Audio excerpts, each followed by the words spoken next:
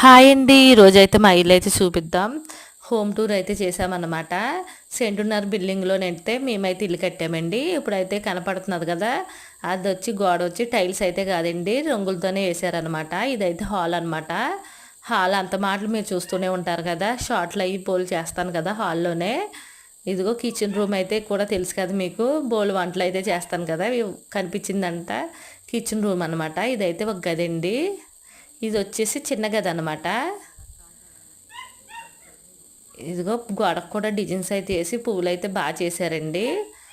Tiles అన్నీ black and వైటే ఏయించానమాట. Tiles అంతా ఇల్లంతా బ్లాక్ అండ్ వైట్‌లోనే ఉంటాయన్నమాట అండి. కింద టైల్స్ అయితే, సీలింగ్ అయితే ఆ గదికో రంగు, ఈ గదికో రంగు ఏసారండి. ఇదిగో గోడకొచ్చి పువ్వులైతే వేశారనమాట. చాలా వేశారండి. కిచెన్ రూమ్ తెలుసు కదా మీకు. ప్రతిరోజు కిచెన్ రూమ్‌లో వంటలు చేసి చేసి ఉన్నాను. ఇదైతే బాత్రూమ్ అనమాట.